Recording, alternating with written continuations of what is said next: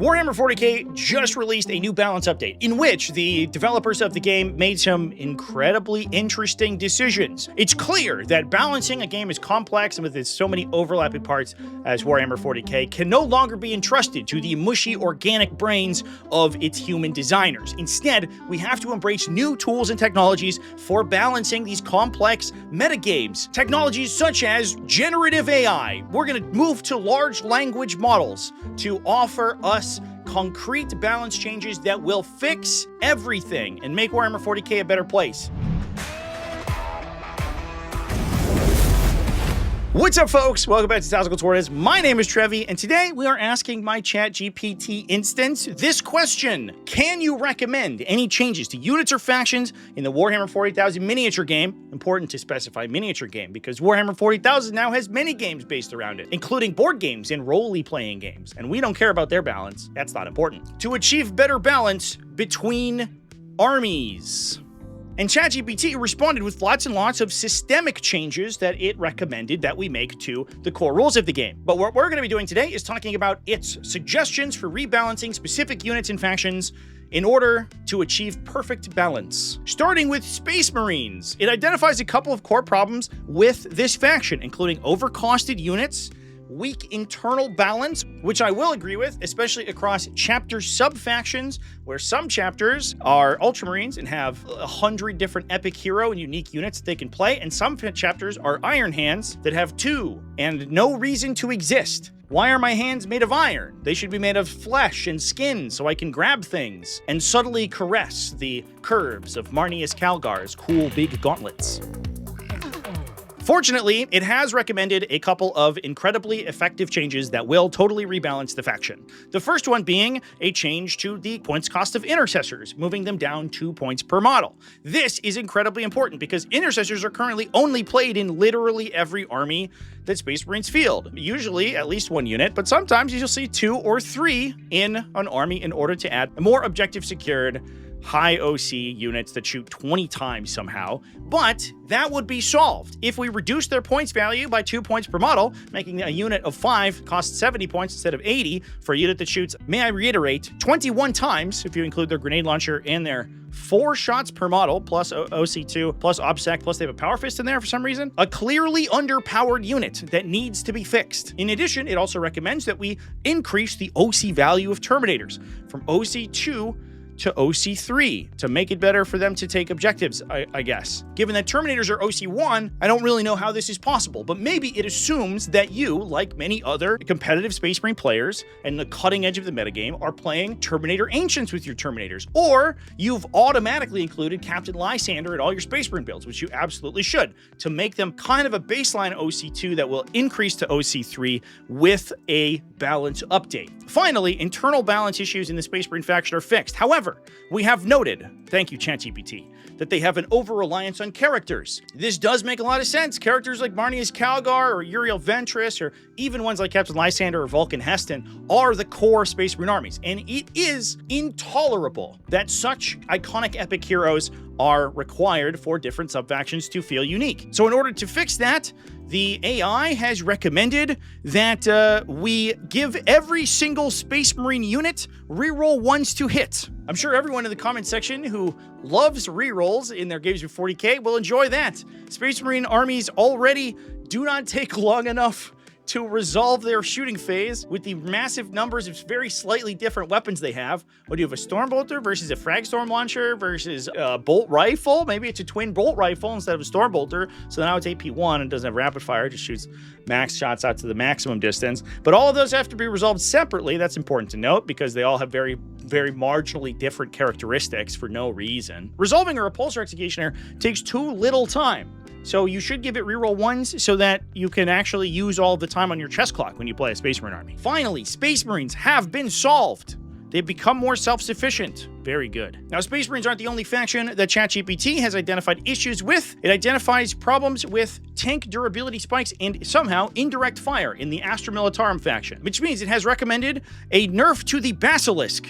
and the Manticore, units that I unironically forgot existed. It does recommend a points cost increase for the Leman Russ, which does make sense. Leman Russ Vanquishers are incredibly popular right now, with 2 to 3 being taken in most Grizzled Company builds. So, rare ChatGPT here. However, it then offsets that by recommending that infantry squads increase their OC by 1. I did really identify an issue with Recon Guard not having enough objective control characteristic on its units. Using Duty and Honor, it could only achieve an OC characteristic per model of 4 for its infantry units like its Kadashan Jungle Fighters and Cadian Shock Trooper squads, increasing their base OC from 2 to 3. The same OC characteristic as other kind of standard infantry units like Grey Hunters, Red Corsairs, and Gladiator Lancers. We will easily be able to push their objective control characteristic up to 5 per model, allowing a single Shock Trooper squad to achieve the dizzying heights of OC 125 once you include the objective control characteristics of all of its attached characters. That seems totally fine and reasonable and would fix the faction for sure. The Aeldari entry here is truly iconic. Not only does it identify a problem with the Fate Dice mechanic, one that only exists in the Seer Council Detachment. Of course, I think in this case it's talking about the Index Fate Dice mechanic that had destroyed the entire game for the period of a couple months, and it recommends that we limit their usage. Honestly,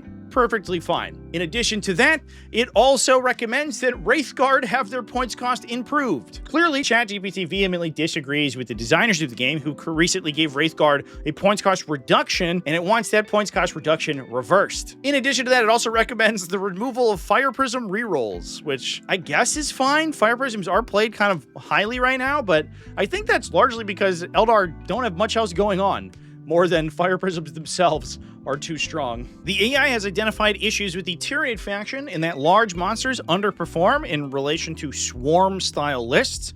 In order to offset that, it recommends a change to monsters where their OC characteristic becomes equal to their wounds divided by 4. I'm not sure how this mechanically is intended to interact, whether that just becomes a core OC characteristic change or that is updated in real time as monsters take damage. I'm not 100% sure, but regardless of any of those questions, this also represents an overall reduction in the amount of OC characteristic that monsters have. Tyranid monsters come in with an OC characteristic of 4, but only 14 wounds. Notably, 14 divided by 4 is less than their current OC characteristic of 4, so this would overall be a nerf to monsters. It does, however, recommend that Carnifexes are reduced even further in their points value by an additional 15 points, hella based, and I agree, as well as an expansion to the Hive Tyrant aura, which I assume is their Onslaught aura, which gives them assault and lethal hits up to 9 inches. I think that would also be appropriate. This change makes no sense, but the other stuff, actually pretty good changes. Good job, ChatGPT. In another absolutely based recommendation, ChatGPT recommends that detachments gain a points value. Your detachments now cost points to purchase their detachment abilities.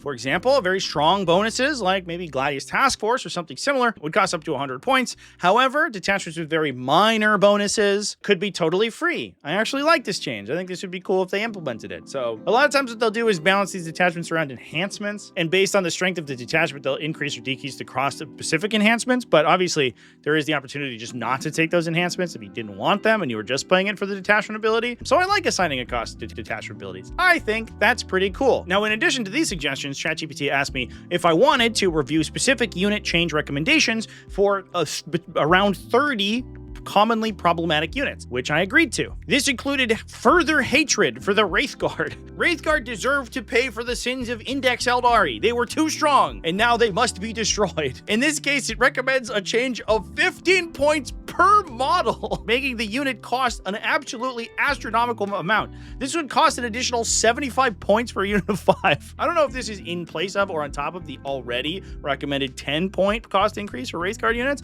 which means we could see Wraithguard units increased in their cost by up to 85 points. Absolutely crazy. It also further reiterates its hatred to the Fire Prism, with an absolutely incredible suggestion to nerf the Linked Fire effect. Currently, Linked Fire allows you to choose another Fire Prism that you have line of sight to and fire your weapon through that Prism cannon. It reduces your total number of attacks, but allows you to fire using the other Fire Prism's range and line of sight. The idea here being that one Fire Prism will shoot into the Prism cannon of the second Fire Prism, and then the energy would be redirected out the front of the gun, which is kind of a cool fantasy. That's how Linked Fire works in 10th edition. However, this is very clearly built around the not 9th, but 8th edition linked fire mechanic, which in addition to allowing you to fire from one prism's line of sight, also granted you full hit and wound rerolls.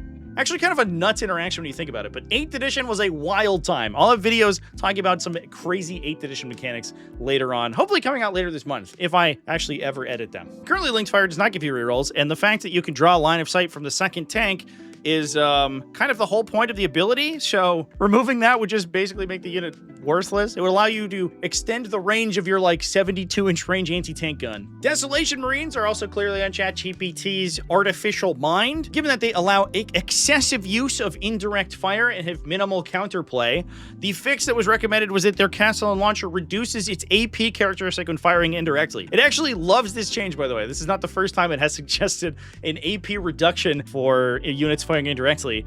Unfortunately for us, the castle and launcher is AP 0, so reducing its AP doesn't do anything. I don't know what we're supposed to do there. Obliterators have also been called out in Chaos Space Marines as being too powerful, which to some extent I actually do kind of agree with. They actually have some great synergy with detachments like Huron's Marauders, because you can uppy downy them and then deep strike with them, which is not really something that Chaos Space Marines have done too much in the past. They're also infantry, so they gain the +1 to hit and can fall back and shoot if Huron can see you. It's all pretty good stuff. In this case, they recommend that the weapon profile loses sustained hits. The one weapon profile that has sustained hits as a baseline on the Obliterator weapon is their terrible hail shot that fires a random number of sustained hits attacks. I legitimately don't think I've ever seen anyone use that one. They usually prefer to fire the flat 2 damage profile if they're shooting at infantry, or just shoot the Melta one all the time because it's really good. And also, they have Dark Packs. They would just gain sustained hits back if they really wanted it. This change doesn't really do anything. However, +5 points per model, everything fixed. We are balanced again. So that's 100% of the overpowered units in the game fixed. We now no longer have to worry about factions being too overpowered because ChatGPT has fixed the game. It's time to look at some underpowered units that we can buff in order to rebalance things. The first one being the Space Marine Terminator, a unit that doesn't really have an identity and hasn't for a really long time. It's kind of an unfortunate place where it's like not very good at shooting, also not very good at melee, also survivable, but not that survivable. It's just a jack of all trades, master of nothing at all. Fortunately, ChatGPT recommends that we reduce their points cost by 5, increase their OC from 1 to 2. It has finally learned the second time around what their OC characteristic is, and gains the Deep Strike Assault ability, allowing it to charge after deep striking as long as the turn is 2+. I think this is referencing deep strike mechanics from like 5th edition when you could deep strike but then not charge, but there was a chance that you like ran into your opponent's unit and then you got teleported into the sun or something. It was super bizarre and weird and kind of a bad mechanic. And you've been able to deep strike out of reserve from at the very least 8th edition, probably earlier than that, but I didn't play those editions. The AI has also determined that Killicans are too fragile for their points, recommends an increase in their toughness and a damage reduction effect. Honestly, kind of like those. I think that'd be cool. Killicans are okay in some detachments. They're actually pretty decent in Dread Mob specifically, but they are just kind of like a heavy infantry squad. Giving them any toughness buffs at all would actually go a really long way and make them kind of a cool like tank unit. That's sort of a damage sponge, which would be something that orcs don't really have otherwise. So I'm actually sort of into this. Now, if there's one faction that is truly underpowered in the current metagame of Warhammer 40,000, it is Necrons. Necrons really just don't have anything going for them, so I think it's important that we focus on some of their mainstay units for specific buffs. ChatGPT has identified Necron Warriors as a particularly weak unit that has very little damage output and is classed by Immortals. Immortals? Really? Okay. And in order to offset that weakness, it has recommended that Gauss Flayers gain lethal hits. Finally, we can offset their poor damage output by giving them automatic wounds on hit rolls of 6, an ability that is already fundamental to every Gauss weapon in the entire game. The AI has also recommended that we increase their maximum unit size to 30 models, something that everyone who has ever played Awakened Dynasty would cream their pants over, and everyone who has ever played against Awakened Dynasty would immediately, I don't know, jump off of a ledge rather than play into that matchup. That would suck so hard. I also really appreciate that this picture that ChatGPT shows to use for the Necron Warriors, just super fucked up, like Battle Force box from like 2005. Absolutely iconic photo of Necrons. Real talk, I think that this is very emblematic of why AI and AI tools are very inconsistent when talking about specifically game design, but also game design for games like Warhammer 40,000. Warhammer 40K goes through so many changes so rapidly, especially in comparison to many other similar games, that it's very difficult for a large language model to parse discussion in a way that's actually useful, especially with edition changes, wholesale rewriting the rules of the game, as well as changing basically what most of the units in the game do. The AI has a really tough time identifying what the current version of the game is and actually commenting or generating responses based on that. And as we saw here, there are tons and tons of instances where it's commenting on the balance of units that are even in the current edition, but in a previous update of that edition where they worked totally differently. Or even worse, in some cases, where it goes back 5 to 10 years of discussions in order to comment on the balance of a unit. I get a lot of comments from people who are looking to ChatGPT more and more to get advice on things like lists and metagames,